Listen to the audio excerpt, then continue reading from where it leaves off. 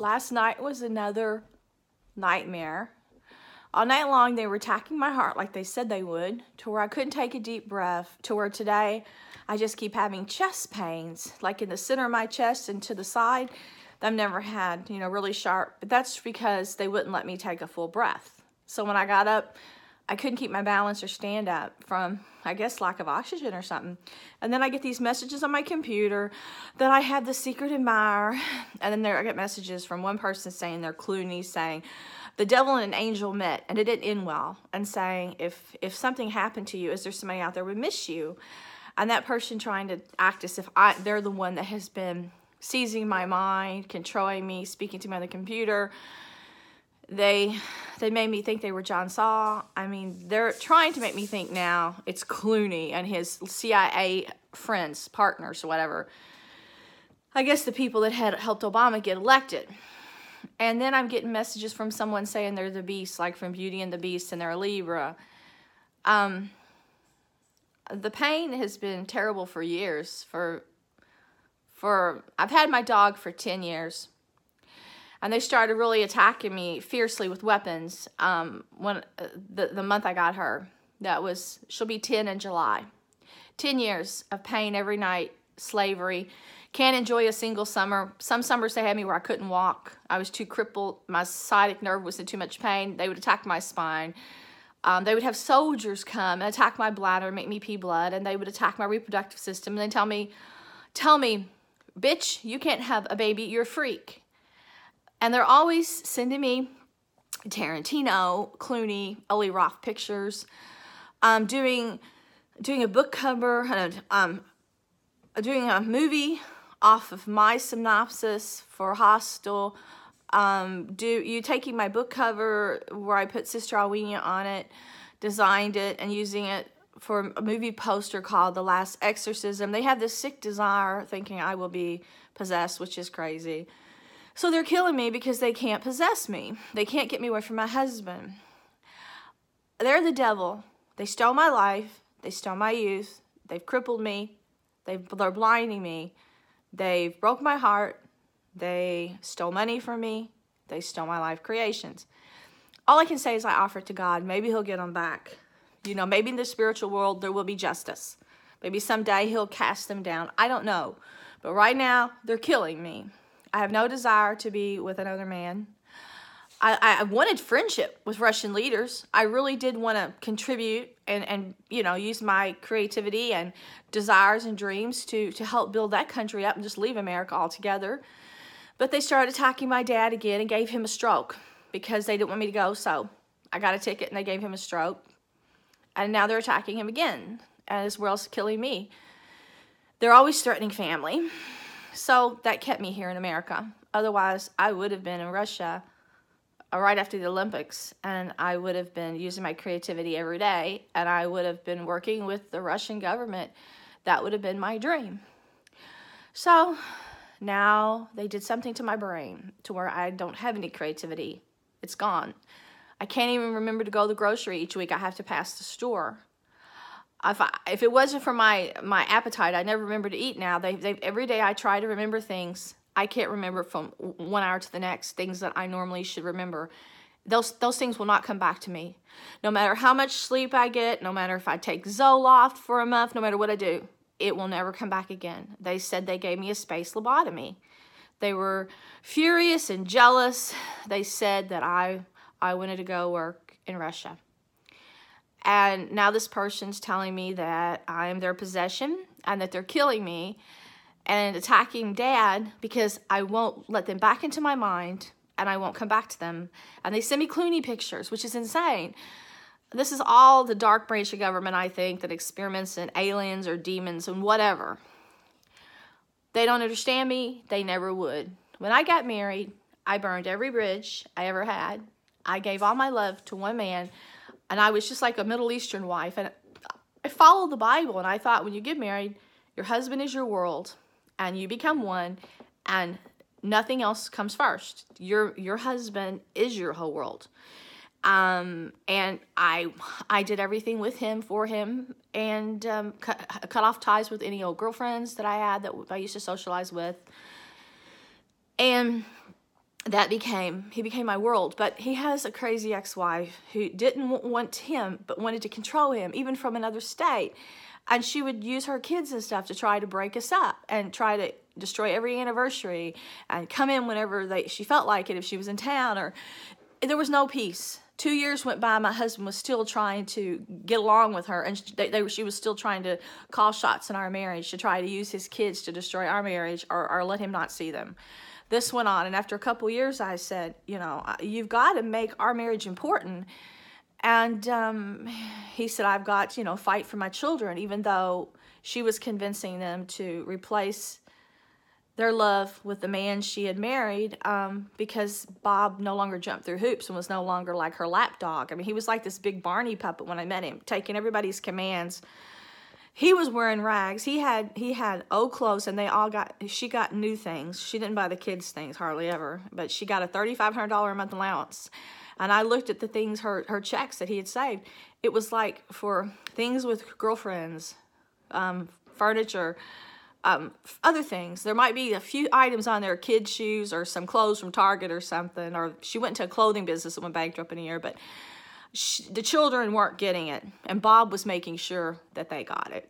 And so it was an absolute nightmare to be dating a man and having her and her ex threaten to beat him up when he tries to see his 4-year-old, and having her stay at a Secret Service agent's house on our street, who was Jenna Bush's bodyguard, and go there to try to kind of have some friends, like a First Wives Club on our street, to try to just cause chaos in our life. There's something crazy about a person that doesn't want someone but never wants to let go of the control. And that's the kind of marriage I walked into. But I didn't know this until a couple years later. My husband was still kind of taking commands and trying to put his children first. And she was kind of using that to destroy him and keep him from having happiness. And I remember when the eldest son came to our house for the first time, and he saw that Bob was happy, and he got irate, and he yelled at him and screamed at him and said, "You can never be happy. You'll never be happy. Mom will make sure of that." And all the little ones would say, "Give in to Mom. Can't you just give in to Mom?" And it was sick. She was allowed to remarry and have a husband. Bob wasn't allowed to have any happiness. He wasn't allowed to remarry. But I kept trying to stand beside my husband. But this woman was trying to call the shots the whole time. She thought she could that I was not even in the marriage. I was invisible, and that she still had this past life, and anybody who was in it was the outsider. And after a while, I felt like I was an outsider in enemy camp. I mean, what's a guy to do? He's got to put his kids first. But when everything is programmed, and he's programmed and they're programmed, after a couple years, I started to feel like the Chinese dragon, like he was the head, I was the tail. And finally, I got online, and I had to escape. I was in a deep depression, and I saw in the grocery store, the Red Hen Diner, my favorite author had come out with a book, and I hadn't read his work since I was 16, because I didn't think he wrote anymore. And at the back of the book, it said, "Come to the Red Hen Diner and have a piece of pie." I didn't understand anything about cyber world, so I went online. I went to this so-called Red Hen Diner. And then people liked my work, and they used 2 stories in a movie. But I didn't know until years later they had nabbed Wrong Turn, and they had nabbed another story that became a sequel. And so then I got this invitation where the horror writer was going to be to come to this conference, and I got things in the mail with deers on the stamps, which is like the Hunt Club. And these people would start trying to keep me on there writing stories and everything. And I didn't know at first. I was flattered they took an interest in my writing. But I was such a hungry writer. I was doing an astral traveling without realizing I was doing it. And my mind was like going off into the universe. I guess other galaxies. And I was just plucking ideas from the universe, stars. And these ideas they found out became reality. And the visions I was getting, they saw, were the future. So then, lo and behold, I haven't been able to have any peace since. But at that time, I was so hungry for just someone to get into my mind with me and explore the galaxy with me, so I didn't feel alone. Someone to know what I saw, the great visions I had, to see how fertile my mind was. I just wanted someone to know the power that was there and write with me. I wanted a writing partner. I wanted to stay in my marriage, but it was very difficult at times, being kicked around and put down by so many people that didn't even really know me, to try to do the bidding of some other person. It was very lonely, and I had my heart broken every time I deeply sunk it into the relationship. Whenever someone you deeply love will love you one minute and then cut you down the next, just so his children aren't angry at him.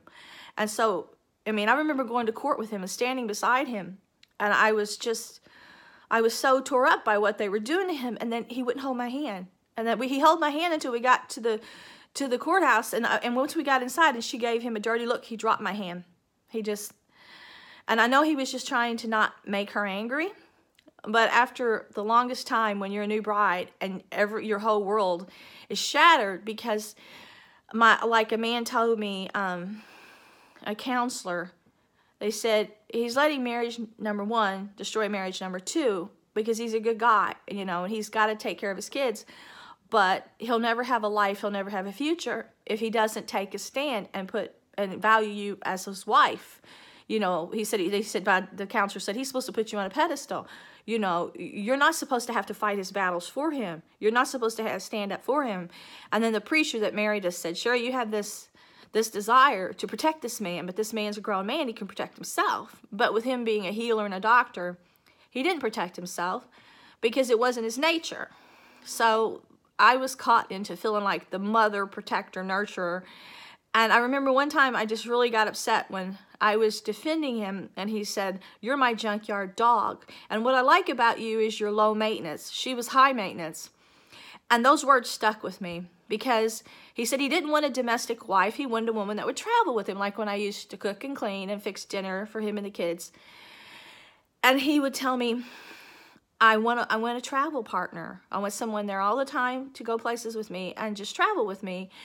And so everything I believed about marriage was you no longer travel a whole lot. You build this little nest, and your home becomes an environment for everyone to come to where you spread nothing but love, and you make everyone feel loved. And it's just like this. You have this your own little kingdom. And to me, that's all I wanted. So every time he would take me on these elaborate trips, I would say, well, when are we going to get new dishes like a married couple? When are we going to build our nest? And he would say, after I retire, because, he'd already done all those things with his first wife. And every time I would put pictures up or try to buy furniture, he would get angry, because after the kids went to live with his first wife, it was a reminder of what he had lost with his first family. So he would just get very broken. And I remember the first several Christmases, I was real big on Christmas, love Christmas. He would get angry at Christmas and not want to participate. And this went on for at least 10 Christmases. And then it took several years after his kids got married and had children, and still alienated him and avoided seeing him and wouldn't send him cards or anything. And he made several attempts to see them, but she moved to different states and locked him out of their life, that he kindly came to grips that he wasn't going to have his children to do the things he wanted. He took them boating every weekend. He took them to amusement parks every weekend. He took them to dinner every Thursday, elegant restaurants. They were pampered, indulged on, but a mother influences her kids no matter what, more than the dad, no matter what. No matter how much time a dad spends with the children, the mother calls the shots. And so after all that time, he bought like piano, and he put them in the best schools there were.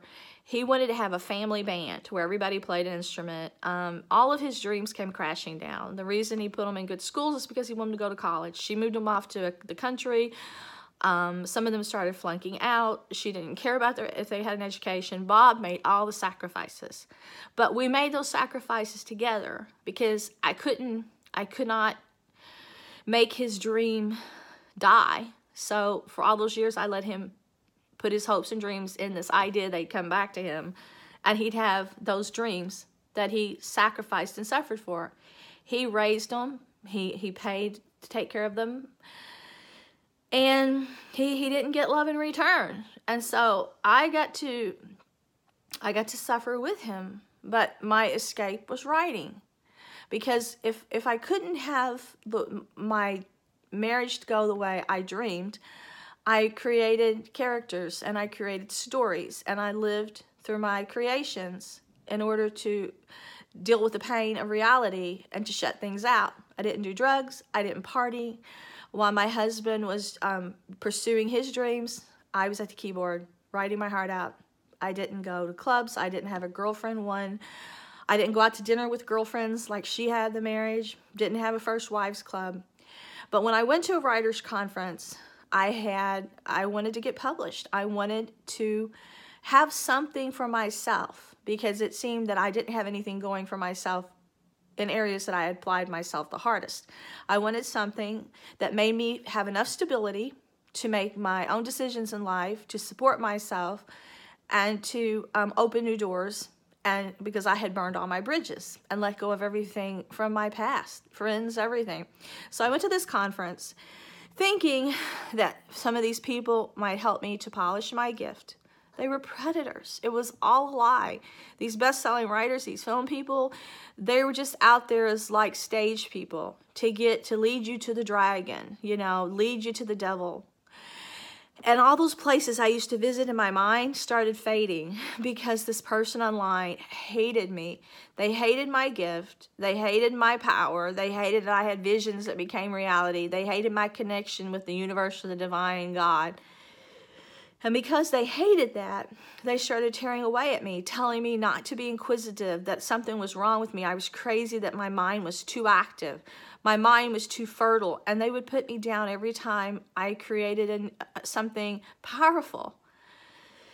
I even wanted someone to role play, but I never could find anyone that was articulate. I wanted to collaborate with someone that could get off in the universe with me and travel in the mind with me to just pluck stars and bring those visions to reality. I believed I could take my thoughts and make them real into, real material, concrete things. And this person got into my head, and they used mind weapons and armies he said he clipped my wings to cage me, to try to harness my mind, because it was just, he said it worked too fast so that I would go insane because someone needed to slow it down. It was way too active. It was way too fertile. And all he did was he closed off all those magical places to me I used to go. And now these imbeciles, after they've totally wiped out my brain, given me stroke symptoms in the past, told me they've made me completely stupid, told me they've made me a zombie, they're trying to get me to unlock my brain again.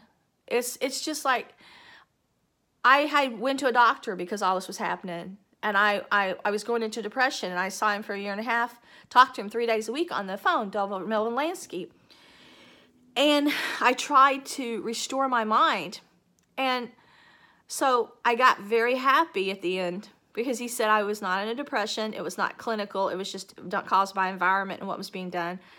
For the first time in my life, I was happy. It didn't take 6 months for this group to just beat me down and to hack my brain with their weapons to push me to depression. And it's like they pushed and pushed for years to deaden my brain to where I couldn't go out there into other places. And now they're telling me, we want to open your brain back up. We want to go into places in it, and we want to see if we can find some darkness. There's got to be darkness in your mind, and they're trying to make me evil. And because they failed in their attempts to make me evil, now they're trying to get me out of the country to kill me. They said they wouldn't rip my heart out. This has all been the work of very evil people, very evil people. But I assure you, me and my husband now have gotten closer than we've ever been in our life. My husband does put me first. My husband does say I'm his world. My husband says he'd die for me, that I'm the only one, he says, that loves him in the world, and that he can't live without me. And I tell him I can't live without him. He's my world. I finally got the marriage that I wanted. I've got the nest.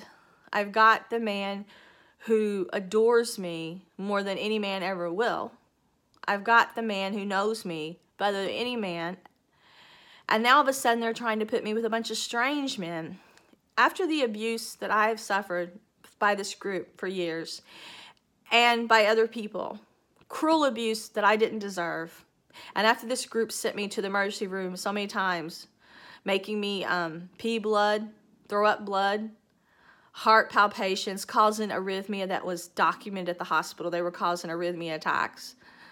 Made me have accidents by deadening my brain, maybe have car accidents after they've attempted to murder me and everything, and broken so many times and tried to take the foundation out from beneath me because they're criminals and I like to try to cover their crimes. The last thing I want to do is ever try to have a romantic relationship with a man. I gave Bob my heart. I gave him my youth.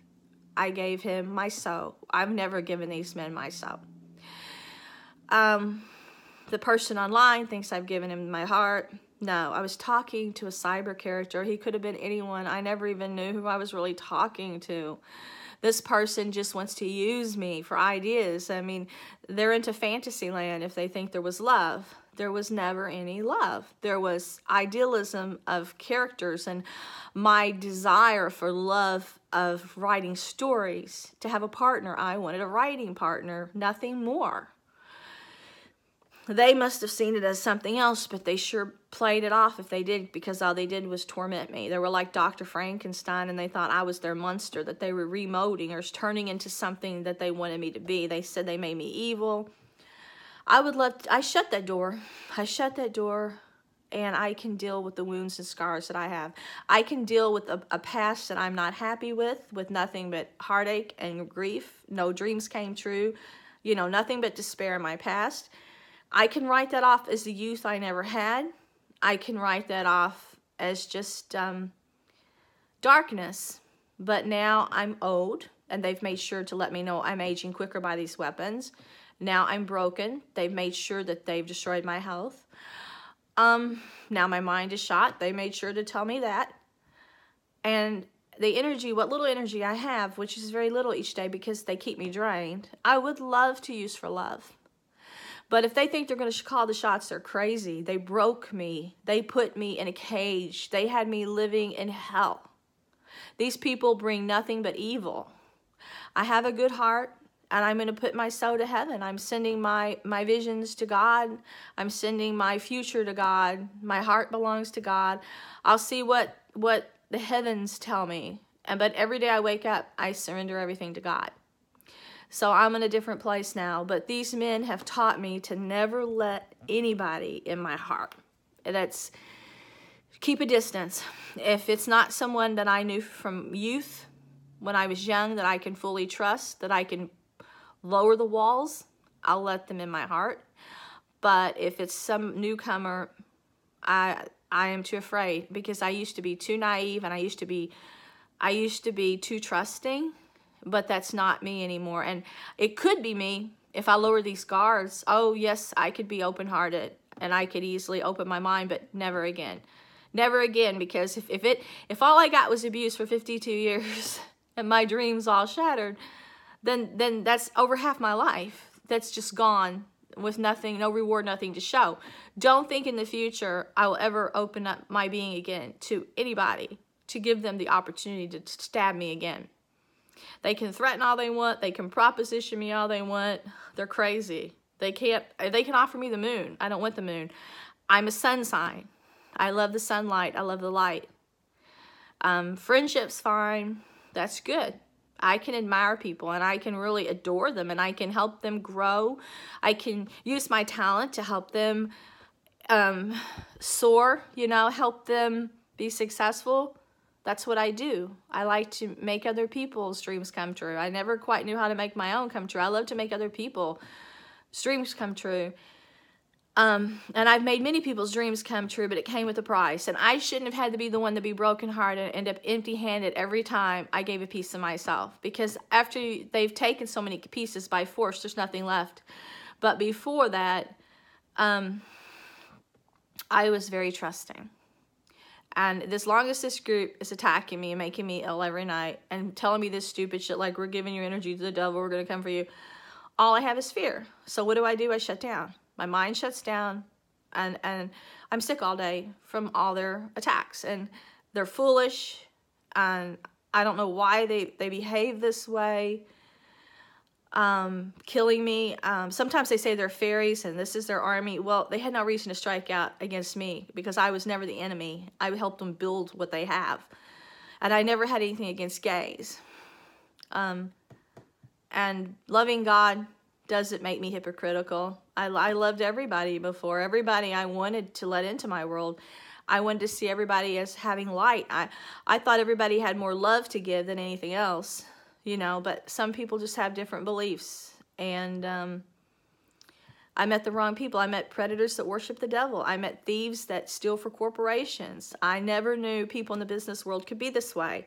I had no exposure to that. You know, I never knew people would be nice to your face only to steal from you and then turn around and plot with their armies to have you enslaved. I never knew people would use Cyberworld to masquerade and to create so many characters you trust, only to what they said, lead me down the rabbit hole or to the edge of the cliff to try to push me over. Those are their words. I never knew that they would take someone like me, they said, that had rose-colored glasses, just to try to destroy my innocence in order to make me wicked. I mean, these are the kind of people that run the world. They show me murdered children. They do everything ghastly because they hate your light and they hate your innocence, but yet they need it for success. They feed off of it. And I don't know if I ever get out of this nightmare alive, but I can tell you I'm not going to have sex with these world people. I'm not going to engage in physical contact with famous people. I'm not going to get too close to them on a personal level. I would maybe business. I'm never going to let them into my heart. They're definitely in my mind because they're there every day, following me on the computer, everything. But I just let you know, I only give my soul to God and my husband. And if you want to be my friend, then treat me with respect. Because the people that are trying to get me to be with them have done nothing but threaten me and harm me physically. And I have been hurt so many times in the past that my doctor taught me to never accept abuse again. And now, instead of making excuses for abuse, which my doctor says I was bad at, I'd always look at a person's past or feel sorry for them or excuse bad behavior and say, well, they're only human. He said, never tolerate that again. So these people that have tried to get close to me have threatened me, and they've hurt me physically with these weapons, so they will never get close to me again. Maybe business, casual friendship, never, ever get in my heart.